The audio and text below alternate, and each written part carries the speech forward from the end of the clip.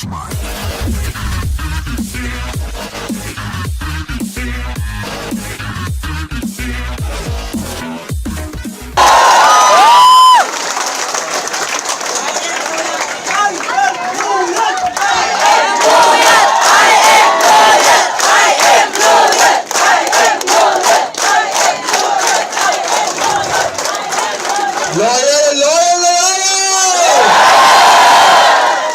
Para tayong EDSA Revolution. Okay, take a seat, guys. Urgent meeting. Parang kaninang umaga lang yata tinext o kaninang madaling araw lang nag-massive text. Kaninang umaga lang nilagay sa Facebook and yet, you guys are here. Guys, thank you very much for your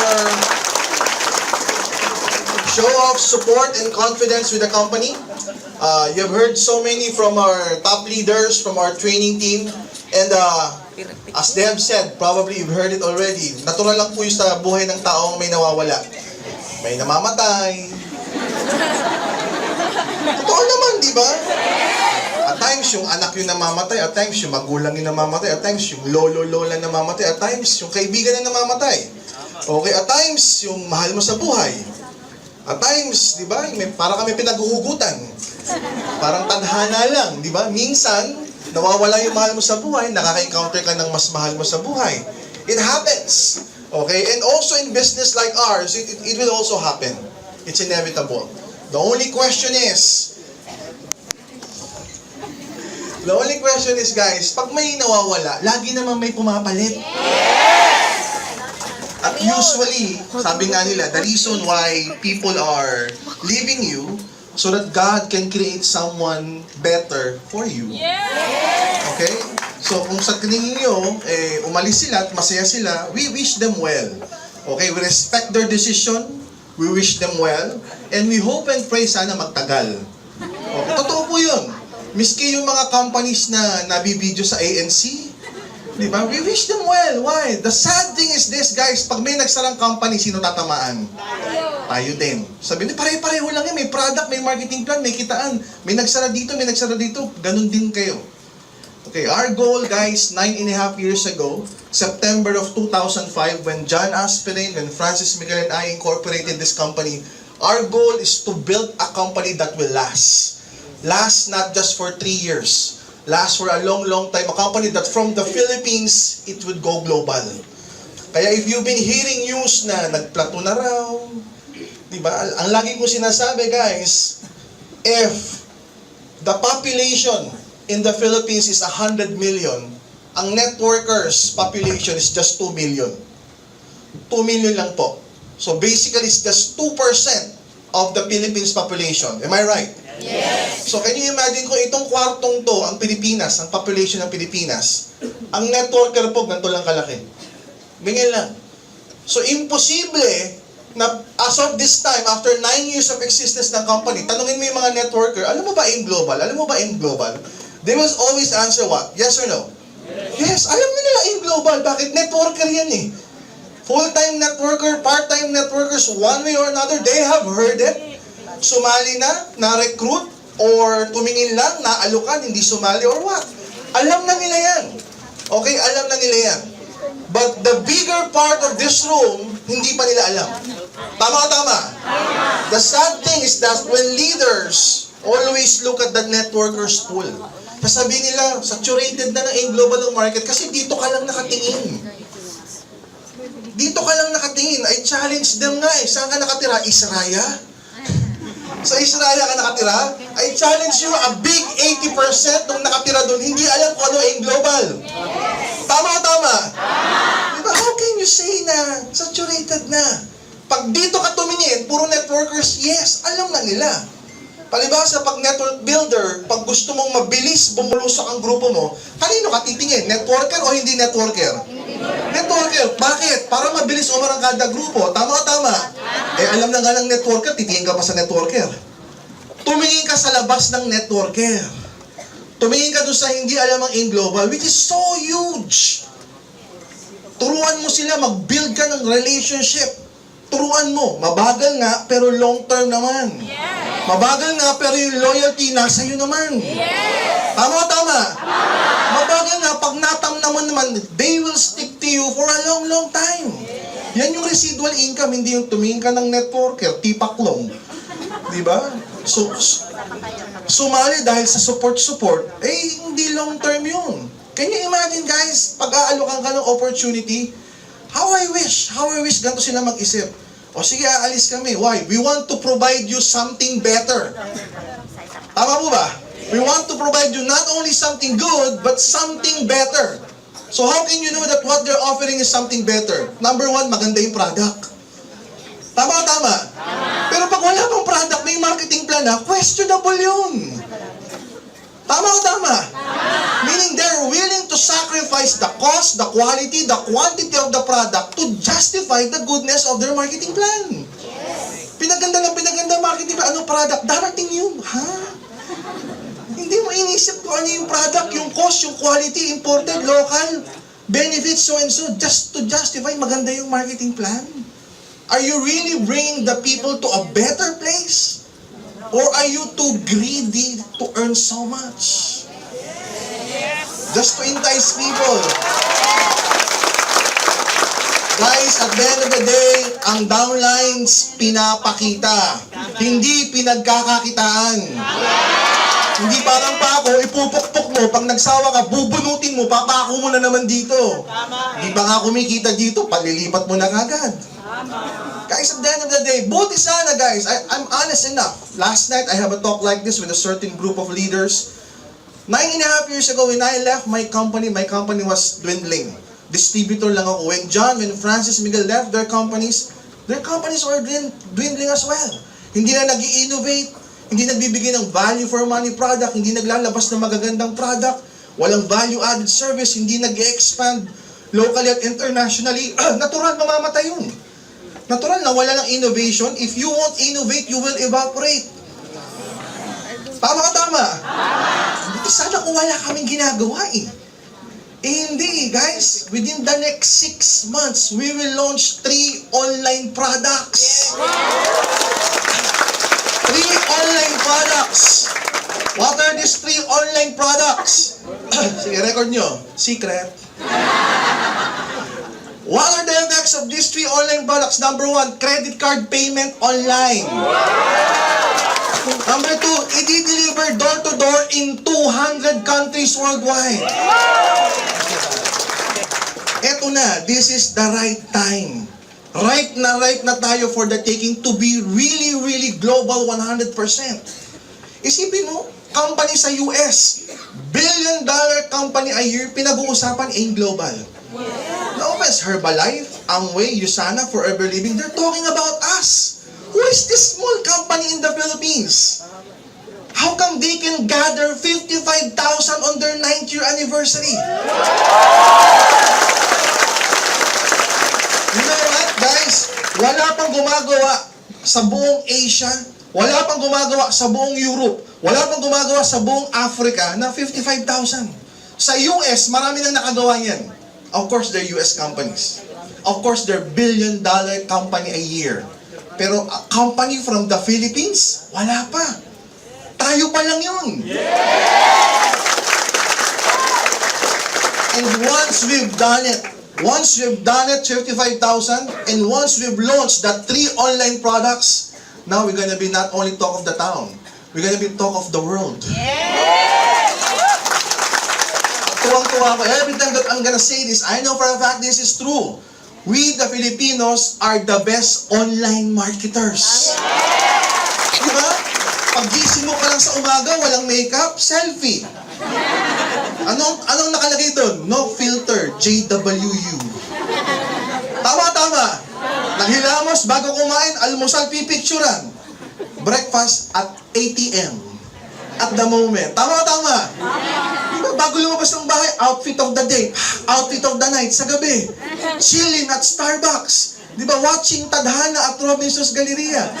Everything that we do, we love putting it online. And the best part is this.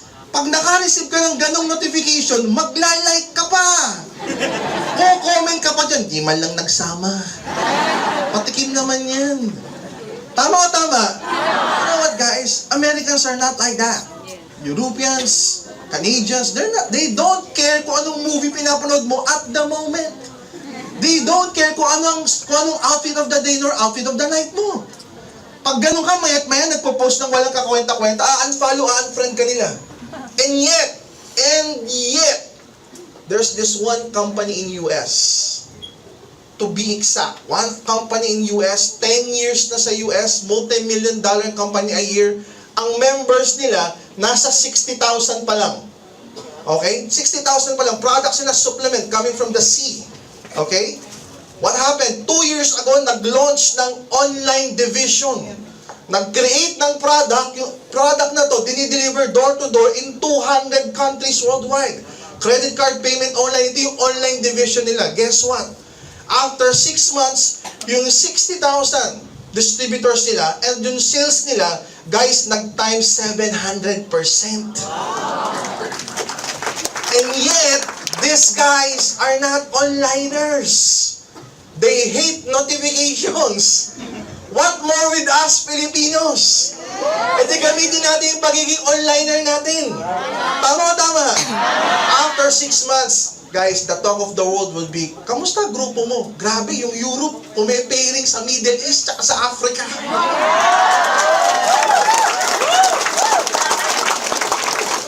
This is the time. This is the time. This is not the time to look for another MLM opportunity. This is not the time to be defocused. This is the time to be focused and build your group and build your dreams. Yes! Build your dreams, guys. Build your dreams so big. Why? Because the global market can fulfill all of your biggest dreams. We have given you so much. We're giving you so much products, vehicle, not only for local, not only for offline, but for online market. Ang inaantay na lang namin kayo. Marami nagsasabi, in global ang income hanggang 2 million, 3 million per month na lang. Hanggang 3 million per month pag nag-peak ka. Guys, we're just talking about the Philippines. Abangan mo yung global market. Tama o tama? Abangan mo yung global. Ako na-excite actually, hindi lang sa Philippines, even in Africa. Guys, as of today in Africa, we're selling 5 million pesos per day. Per day. So those people saying, nagplato na, huy, may downlink ka ba sa Africa? Bakit? Baka hindi mo kaya magkaroon ng downlink in other countries. Baka tieg mo pa yung mga onliner. May AUBI ba rito? May AUBI? Yes. Tahimik. Oh, meron ba ritong unicorns? Yes!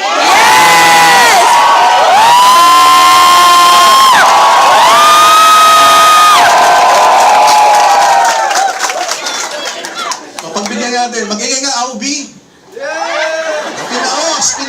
Pinaos. Guys, these guys, unicorns, Aubi, onliners. So, tignan niyo yung sumisigaw. Sabi ko, tignan. Yung nagbibiro, tignan niyo yung sumisigaw. Mukha bang magkaka-downline sa ibang bansa yan? I'm not kidding. Unang tingin, mukha bang magkaka-downline sa ibang bansa to? Eh, may kilala ako, nagto 2 million per month, ba't hirap mag-downline sa ibang bansa? Samantalang yung itsurang to, libo downline sa ibang bansa? Ano alam mo na hindi niya alam? Tama. Don't tell me mas marami kang alam sa kanya. Kayo nakapag-build in 10, 20 countries, siya hindi. Philippines lang. Why? Mas madali sa Pilipinas. Parang gitin na lang natin itong 2 million na networker. Kung ano gusto mo, kotse, sige, support. At least, pag nakafocus ka dito, mabilis. 2 million. Pag nakusap yung 2 million, wala na, saturated na tayo, gawa ulit tayong bago. Guys, the way for a long-term MLM company is innovate. Kapag walang innovation ginawa, sad to say, they will shortly and quickly evaporate. Guys, we love you so much. We love you so much. We may not see each other all the time. We may not cross path all the time. But guys, most of the time, kayo yung laman ng puso't isipan namin. If you have something to say to us, I have an open door policy. Ang office ko po nasa 407. Punta ka lang. Pag hinarang ka ng guard, sabi mo, I want to talk to Doc Ed. Bakit? I want to talk to him. Nandiyan ba yung sekretary niya? Si Lynn? Talk to Lynn. Lynn, nandiyan ba si Doc Ed? Pag nandun ako, sabihin ni Lynn yun, Doc, may leader na may gusto makapag-usap sa'yo. Let's go. If you have something to say, if you have some hurt feelings, if you have some bad feelings about the company, about us, talk to us. Kung wala si John, kung wala si Francis, talk to me. Why? I don't want you guys to create bad decisions on the wrong time. I don't want you to create bad and wrongful decisions pag galit ka. Diba? Sino rito may asawa, may karelasyon? Diba may asawa? May boyfriend, girlfriend? Experience yun na, diba? Pagka magkagalit kayo, pag magkagalit, lahat ng pangit nasasabi mo? Tama. Pagka nagkabating na, I love you. I love you ka dyan kanina lang. Halos lahat ng baho ko, isa-isahin mo. Galit ako eh. Isipin mo naman, paano kung tinira? Kung sinabi mo na lahat-lahat at hindi na kayo nagkabalikan, iyak-iyak ka ngayon. Tama o tama? Tapos after some time, makikita mo, may kasama na siyang iba. Diba? May pinaghuhugutan ba?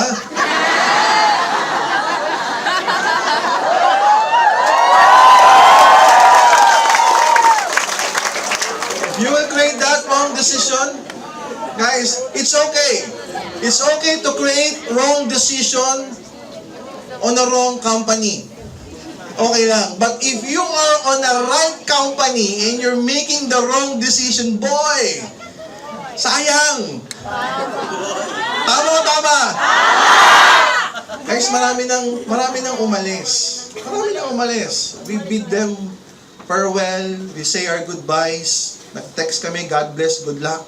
Okay? Yung iba, nagtayo ng investment company. Good for them. Maganda raw ang kitaan. Mabilis. Sikat kagad sila. Okay lang yun. Yung iba gusto, binary din. Okay, we respect them.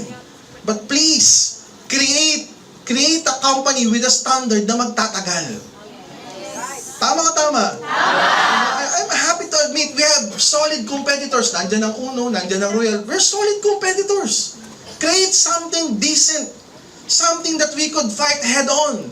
Hindi yung naglabas ka, sige pag-isipan natin, pagandahin pa natin yung global. Yung tipong ganun. Hindi yung naglabas, ikaw mismo masasaktan. Galing mo yung global yan. Sayang naman, sana yung natutunan niya, in-apply niya. We would appreciate if they could create something as equal or even better so that pag sinabi lang mas maganda sa in global, tignan mo, then you will say, nga, mas maganda nga. Hindi product pa lang wala na eh. So it makes it questionable. Guys, we love you so much. We want to give you the best opportunity there is, not only in the Philippines but around the world.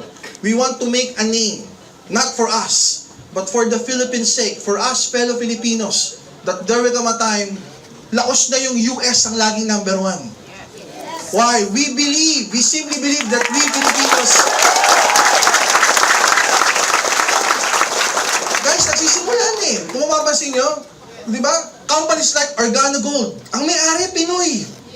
Ang top earner na Organo Gold is earning what? $1.5 million per month. Tinalo pa yung US company na Amway. I'm proud to say ang owner ng Organo Gold, Pinoy, Bernie Chua. Kung nagawa ng isang Pinoy, mag-number 1 sa buong mundo, hindi ba kaya ng global? They started in US. They started in US, first world country. The difference is we started it here. Third world country. Sila, nung pumasok sila sa first world countries, kaya nila. Pagpasok nila sa third world countries, kinabahan. They cannot compete head-on with us. Bakit? Sanay na tayo sa third world countries. Kabisado na natin ang Philippine market. That's why we're dominating in Africa. Ang mga Africanos, third world citizen, just like us. Kailangan tingi-tingi. Kailangan daily payout. Kailangan mura product. Kailangan retailable yung product. Now, when we enter the first world countries, mas kabisado na natin yan. Kung yung third world countries nga, napagtyagaan natin first world pa kaya. Pero ang first world country player, hirap maglaro sa third world. You know what? There are a dozen of billion-dollar company a year, the MLM company sa US, walang presence sa Philippines. Doon ka magtataka, billion-dollar company a year sa US, ba't wala kayo sa Pilipinas? Because they cannot compete head-on with us. Tama o tama? Diba? Kahit nga sa SUA, hindi sila makapag-compete eh. Why? Kasi Sa kanila, high-end, $300 ang entry level. Maintenance, $150 per month. $150 per month, maintenance. Ganun ang US companies. Lahat ng US companies ganyan. $150 to $200 maintenance. Every month, kinakailangan bilhin mo. Otherwise, walang income. So, paano sila magtatagal sa Pilipinas?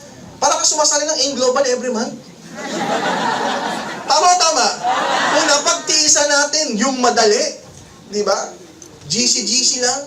Yung maintenance, 1,000, 2,000 lang yung maintenance. Di pagpasok natin sa first world countries, mag-maintenance ka ng $100 para sa kanila, barya sa kanila yun. Nagigets mo ba? Yes. Mas kaya natin mag-dominate doon kasi nagdaan na tayo sa mahirap. Madali nga yung kanila because their market is so rich. Magkano sweldo ng mga Amerikano? $2,000, $3,000, $4,000 per month. Tapos aalokin mo ng opportunity, $300 entry level. Baryang-barya sa kanila yun. Tapos $30, $40, $50 maintenance. Guys, we love you so much. We want to bring you the best of any MLM vehicle can bring.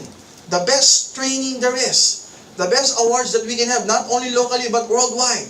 Okay, the best online opportunity. Guys, ang dami namin ilalabas that will make online marketing very, very easy for you. Yun ang goal namin.